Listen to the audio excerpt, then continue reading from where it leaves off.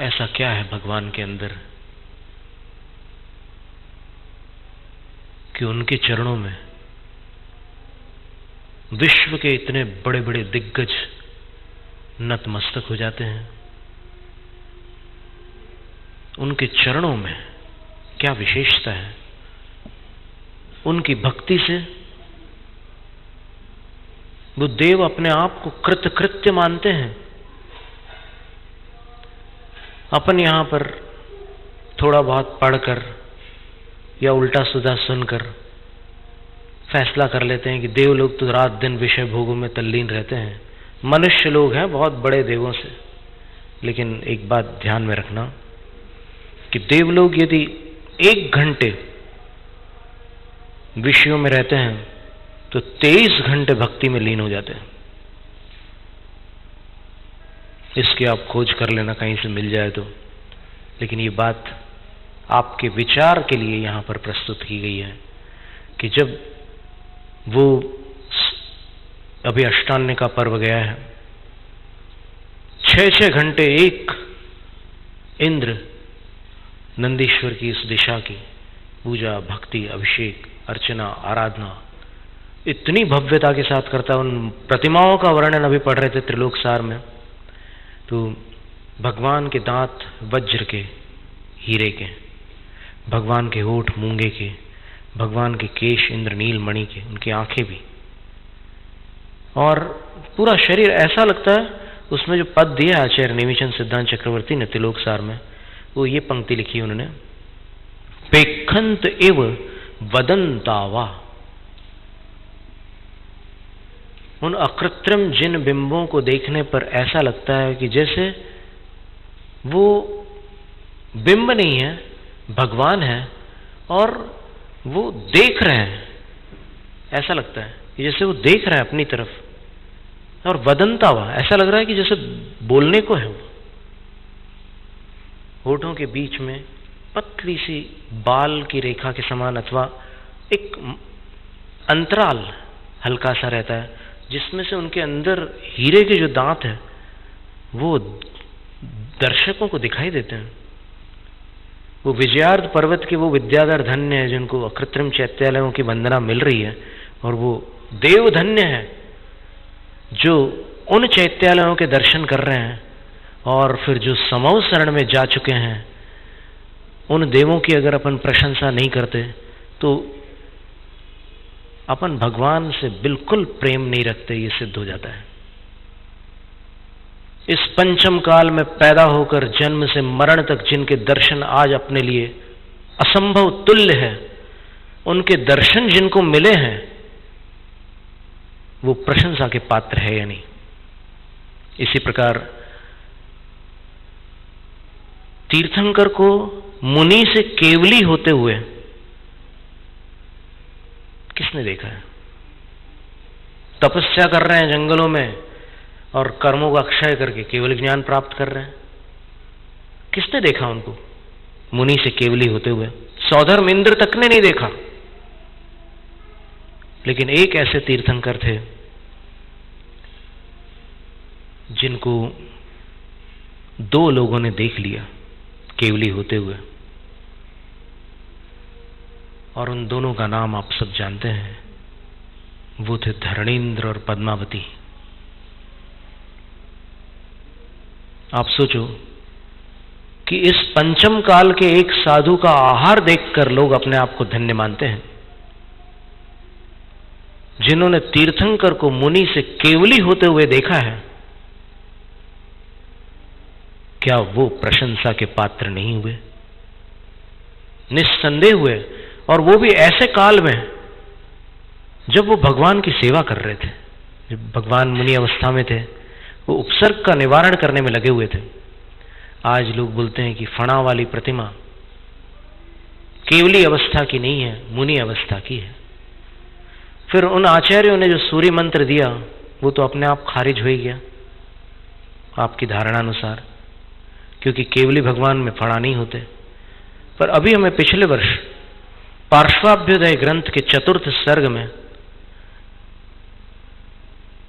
एक ऐसा काव्य मिला जिसको पढ़कर हम स्वयं विस्मित हो गए, क्योंकि हमारी भी वही धारणा थी कि ये फणा जो थे वो केवल ज्ञान से पहले थे। लेकिन उस श्लोक को पढ़ने के बाद समझ में आया कि नहीं,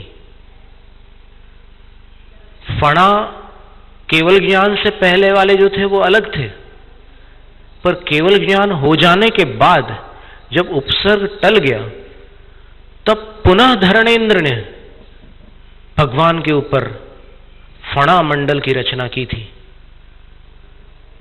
और पुनः देवी पद्मावती ने छत्र लगाया था। देवी पद्मावती इस नाम से भी कुछ लोगों को संदेह उत्पन्न हो रहा है कि ये नाम कहां आता है। उत्तर पुराण में तो नाम नहीं दिया, धरणेन्द्र नाम दिया और तत्पत्नी लिखा है, तो फिर देवी पद्मावती कहां से आ गई। लेकिन हमने और प्राकृत ग्रंथों में देखा, संस्कृत ग्रंथों में देखा, तो पार्श्वनाथ चरितम में आचार्य सकल कीर्ति महाराज ने पद्मावती इस नाम का उल्लेख किया है। और इस ग्रंथ को अमान्य करने से पूर्व आचार्य विद्यासागर महाराज श्री के संग में जो पठन पाठन का एक क्रम चलता है उसमें जरूर देख लेना कि आचार्य सकल कीर्ति मान्य है या अमान्य, क्योंकि हमने स्वयं मूलाचार प्रदीप का स्वाध्याय किया आचार्य श्री के मुख से, और मूलाचार प्रदीप के रचयिता आचार्य सकल कीर्ति थे जिन्होंने पार्श्वनाथ चरितम की रचना की है। तो वो आचार्य श्री को मान्य होंगे तभी तो उनने पढ़ाया, उनके द्वारा लिखा हुआ ग्रंथ। अमान्य होते तो कैसे पढ़ाते।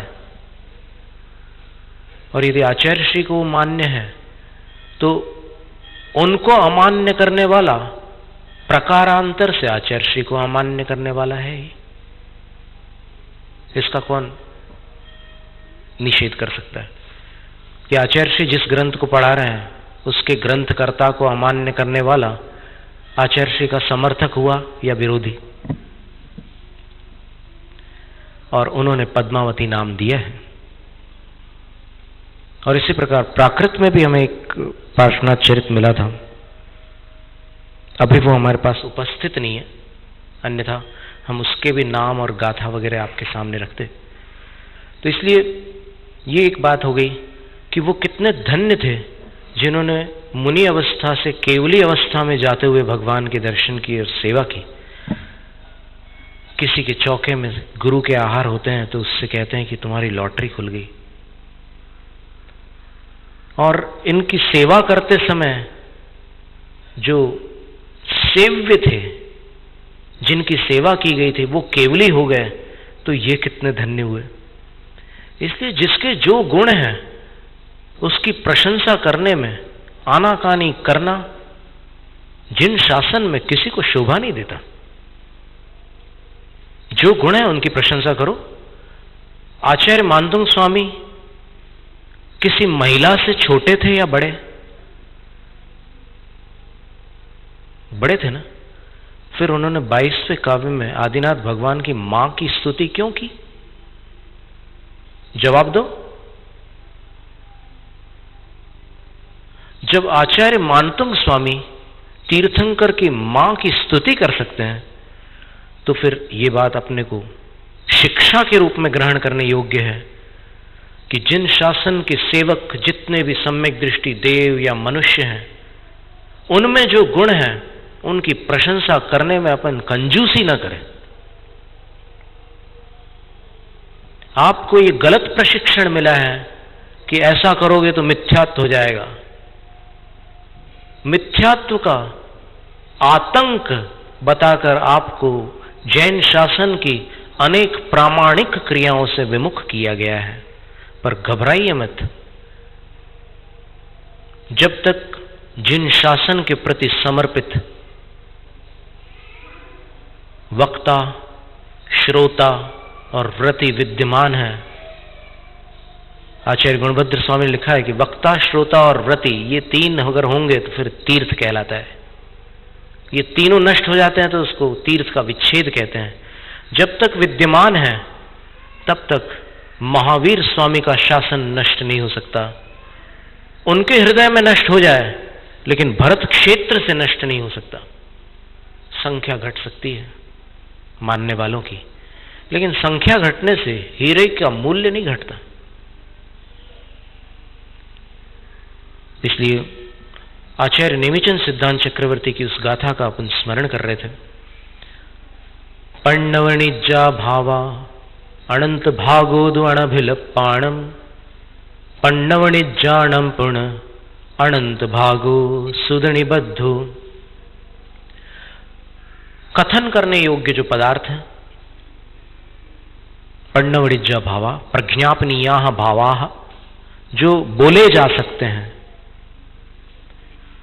वो न बोले जा सकने योग्य पदार्थों के अनंतवे भाग प्रमाण है। मतलब जिनेंद्र भगवान ने केवल ज्ञान में जो कुछ जाना, उसका अनंतवा हिस्सा उनकी दिव्य ध्वनि में प्रकट हुआ। और जो वाणी में आया, उसका अनंतवा भाग शास्त्रों में आया, श्रुत निबद्ध हुआ। और शास्त्रों में जो निबद्ध हुआ 12 अंगों में 112 करोड़ से भी अधिक पद हैं द्वादशांग के, और एक पद में 16 अरब 34 करोड़ 83 लाख 8,888 अक्षर हैं। इन अक्षरों को यदि A4 साइज के पेज पर प्रिंट किया जाए, मीडियम फॉन्ट साइज को लेकर 14-15 साइज को लेकर 16 साइज को लेकर, तो हम पहले बतला चुके हैं कि उन पेजेस को यदि जोड़ दिया जाए, सागर के पास शाहपुर नाम के, गणेशगंज नाम के स्थान के एक पंडित जी थे, अमरचंद जी, उन्होंने बताया कि ऐसे अक्षरों को अगर ऐसे लिपिबद्ध करके या टाइप करके पेजेस को जोड़ा जाए तो 5 मील से लंबा उसका विस्तार हो जाता है। 5 मील से लंबा। कितनी लाइब्रेरीज भर जाएगी अगर बुक्स बनाते जाए तो। और उसका आज एक अंग भी नहीं बचा 12 अंगों में से, और उसके भी एक छोटे से अंश को आज जीवन भर स्वाध्याय करके भी अपन नहीं पढ़ सकते। और जितना पढ़ा है उस पर अभिमान कर रहे हैं कि हम जैन शासन को पूरी तरह जानते हैं। अभी छोटा बनने की जरूरत है। जो कहता है मैं जानता हूं, उससे बड़ा अज्ञानी कौन हो सकता है। मैं अज्ञानी हूं, इस बात को स्वीकार करूं। ज्ञानी मानी नहीं होते, मानी ज्ञानी नहीं होते। इसलिए विनम्र बनकर के ही भक्ति संभव है, और भक्ति से ही ज्ञान संभव है। विनयेन सुदमधीदम जय विपमायेन होई विस्सरिदम तमुवट्ठादि पर भवे केवल ऋणाणम च आवहति। मूलाचार ग्रंथ में ये गाथा आती है कि विनय पूर्वक यदि आप स्वाध्याय करेंगे तो प्रमादवश वो चीज भूल भी सकते हो, लेकिन वो विनय व्यर्थ नहीं जाएगी। आगामी भव में वो पूरा ज्ञान पुनः उपस्थित हो जाएगा और वो आपको केवली बना करके छोड़ेगा। कितनी बड़ी बात है।